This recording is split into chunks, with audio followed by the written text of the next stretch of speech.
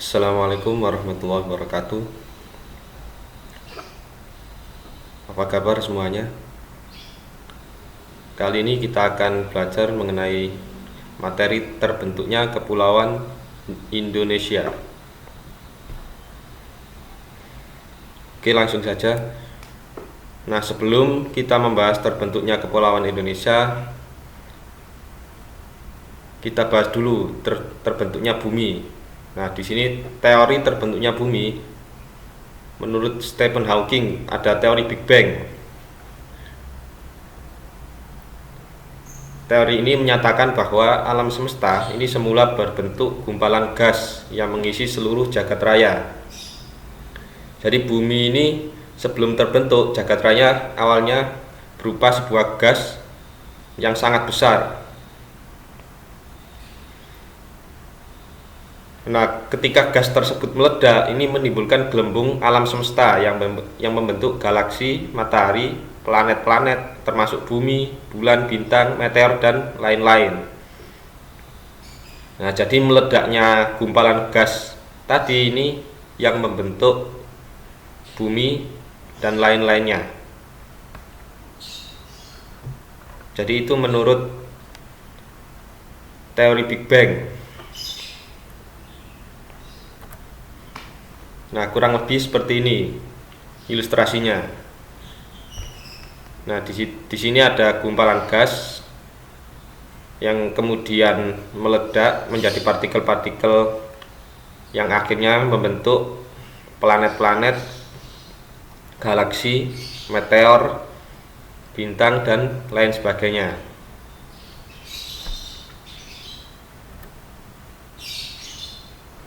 Nah, sekarang kita lanjut proses evolusi bumi. Jadi proses setelah bumi tadi terbentuk ini semakin hari ada perkembangan. Nah, di sini ada 4 perkembangan bumi. Yang pertama Arkeozoikum, yang kedua Paleozoikum, yang ketiga Mesozoikum, yang keempat Neozoikum. Nah, mari kita bahas satu persatu.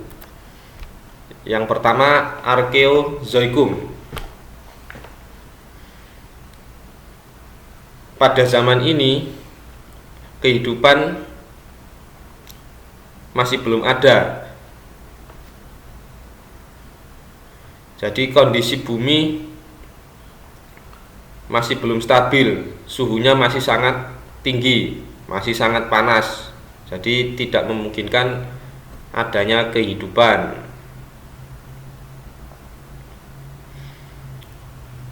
Di sini mulai terbentuk hidrosfer dan atmosfer. Hidrosfer itu apa? Hidrosfer itu merupakan air yang nanti membentuk lautan. Nah, untuk atmosfer ini gas yang menyelimuti bumi. Fungsinya untuk apa? Untuk melindungi dari paparan sinar ultraviolet dari matahari. Selain itu juga yang nanti akan mempengaruhi hujan, iklim, awan, dan lain sebagainya. Nah, pada masa Arkeozoikum ini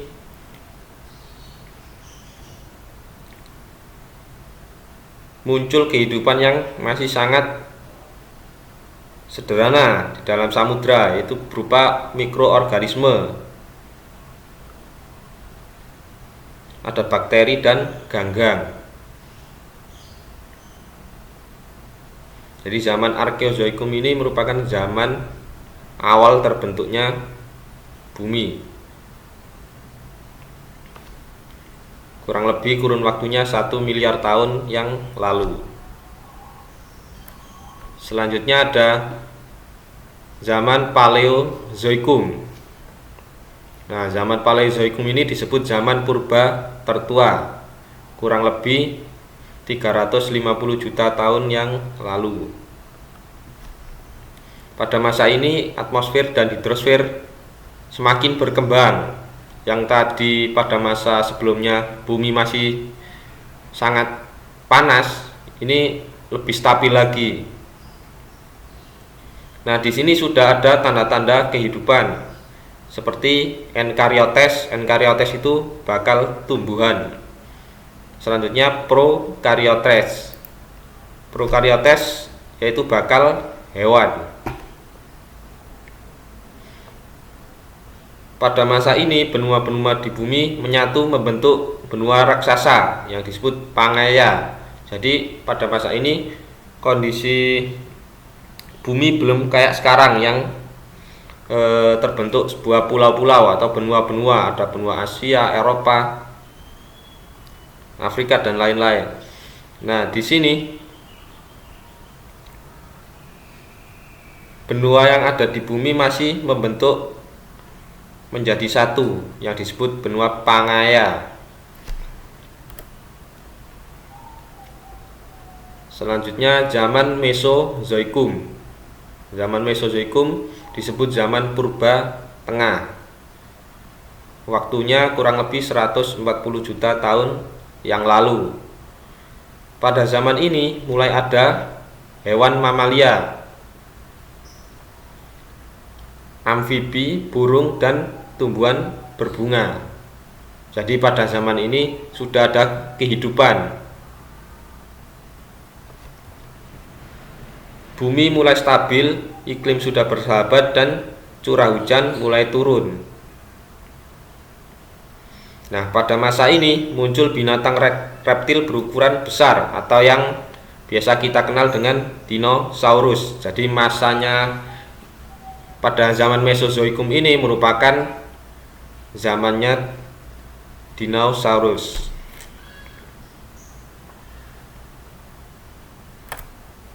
Selanjutnya ada zaman Neozoikum. Zaman Neozoikum ini disebut zaman purba baru. Kurang lebih 60 juta tahun yang lalu waktunya. Pada zaman ini dibagi menjadi dua tahap, yaitu tersier dan kuarter. Pada masa tersier ini muncul jenis primata seperti kera. Nah, jadi di sini terlihat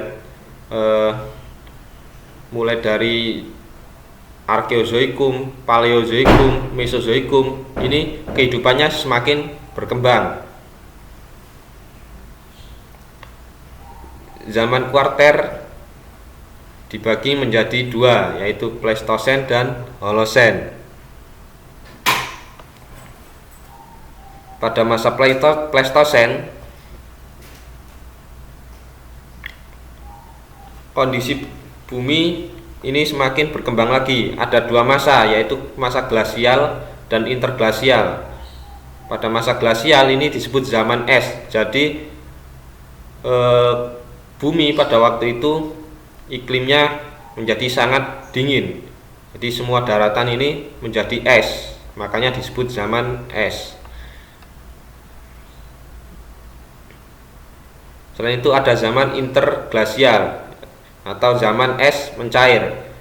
Yang tadi sebelumnya semua daratan menjadi es, ini kemudian mencair sehingga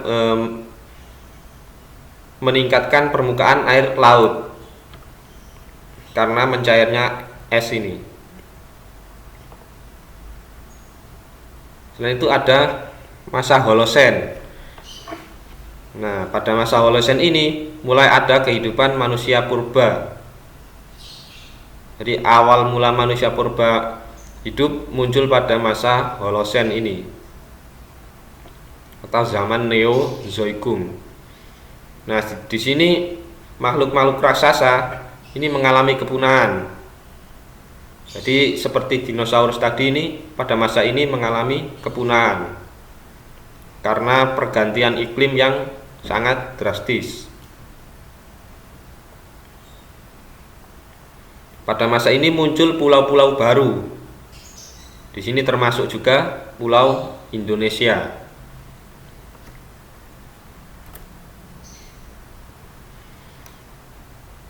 Nah, menurut sejarah terbentuknya Kepulauan Indonesia ini melalui proses yang sangat panjang. Sebelum didiami manusia, bumi hanya didiami oleh flora dan fauna yang masih kecil dan sederhana. Menurut para ahli, posisi Pulau Indonesia terletak di tungku api yang bersumber dari magma dalam inti perut bumi. Jadi di dalam bumi ini terdapat sebuah tungku api yang berisi magma atau lava cair. Tentunya suhunya sangat tinggi.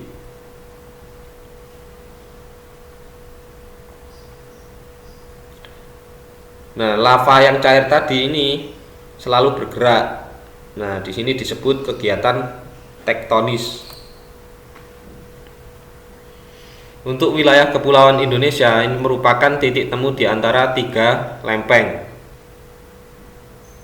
Jadi wilayah kepulauan Indonesia ini diselimuti, di sekitarnya ada 3 lempeng. Di utara ada lempeng Eurasia, di selatan ada lempeng Indo-Australia. Nah, sementara di timur ada lempeng Pasifik. Pergerakan dari lempeng-lempeng tersebut dapat berupa pergerakan lempeng ke atas. Nah, jadi lempeng itu bergerak ke atas. Ini disebut subduksi. Selanjutnya ada pergerakan lempeng ke bawah. Ini disebut abduksi. Selanjutnya ada tumpukan lempeng. Nah, ini disebut kolisi. Yang terakhir ada tabrakan atau pemisahan lempeng. Di sini disebut divergensi. Jadi, akibat dari pergerakan lempeng-lempeng tersebut, ini yang mengakibatkan wilayah Indonesia merupakan wilayah yang rawan akan terjadinya gempa bumi sepanjang waktu. Jadi kita sering melihat atau mendengar berita bahwa sering terjadi gempa bumi di wilayah Indonesia. Karena di wilayah Indonesia ini banyak sekali terdapat lempeng-lempeng, terutama 3 lempeng ini, Eurasia, Indo-Australia, dan lempeng Pasifik. Ini yang menyebabkan sering terjadinya gempa bumi di Indonesia. Nah, selanjutnya bagaimana terbentuknya kepulauan Indonesia.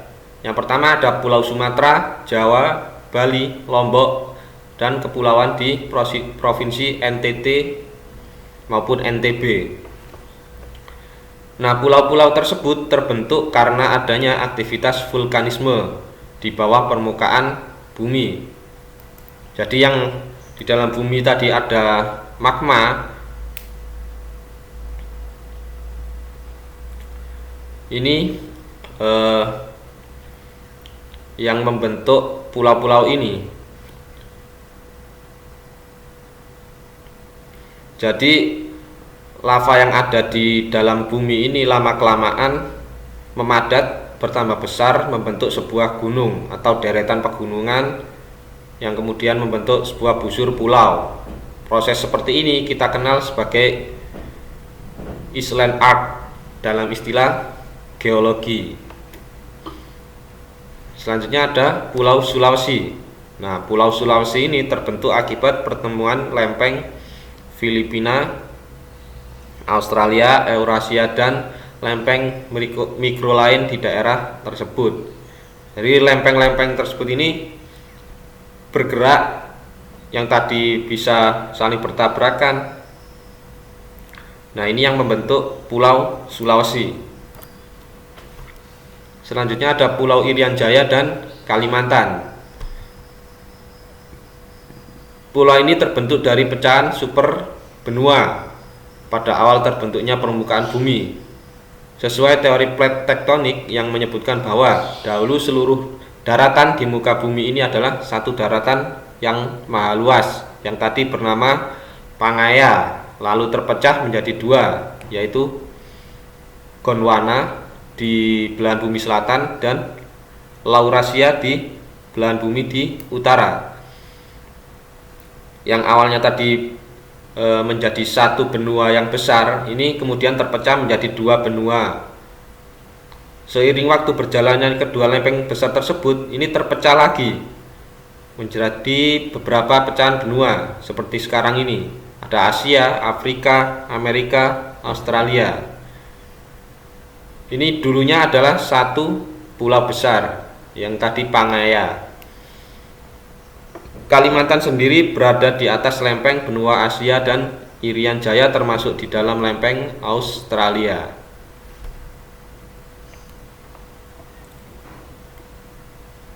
Selanjutnya ada pulau-pulau kecil. Nah, contohnya seperti Kepulauan Seribu dan lain-lain.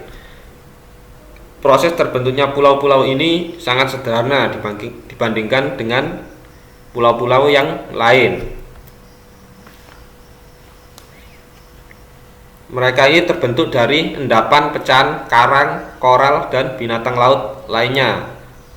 Lama-kelamaan semakin membesar dan akhirnya terbentuklah sebuah pulau baru. Jadi itu tadi beberapa proses terbentuknya pulau-pulau di Indonesia yang seperti sekarang ini. Nah, di sini ada gambaran proses terbentuknya benua yang ada di bumi. Nah, di sini pertama ada Pangaea yang tadi awalnya bumi ini hanya ada satu benua, yaitu benua Pangaea, yang kemudian pada perkembangan selanjutnya benua Pangaea tadi terbelah menjadi dua. Yang pertama ada Laurasia dan Gondwana. Selanjutnya berkembang lagi di sini, mulai terpecah. Ada Amerika, benua Asia, benua Eropa, benua Afrika, Australia dan lain-lainnya. Yang pada masa selanjutnya berkembang lagi, terpecah-pecah sampai kayak sekarang. Nah, ini merupakan gambaran kepulauan Indonesia yang dulu masih menjadi satu, jadi belum terpecah seperti sekarang ini. Nah, di sini terlihat jelas daratannya masih menjadi satu. Indonesia masih menyatu dengan benua Asia yang lainnya seperti Malaysia, Singapura, Thailand, Cina dan lain-lain.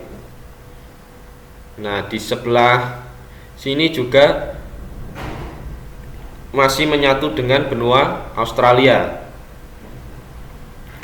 Nah, kenapa sekarang kok bisa terpecah-pecah pulau Indonesia seperti sekarang ini? Jadi dengan berkembangnya waktu ini, tadi ada peristiwa zaman es, ada peristiwa zaman es mencair.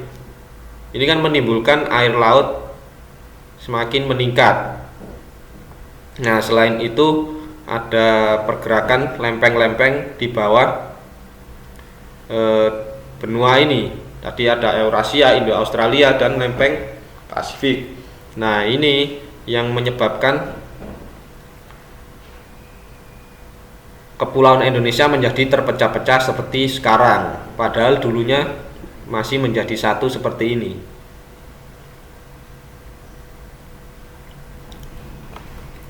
Ya, jadi mungkin itu yang bisa saya jelaskan mengenai materi terbentuknya kepulauan Indonesia. Untuk kurang jelasnya nanti bisa ditanyakan lewat WA maupun lewat kolom komentar.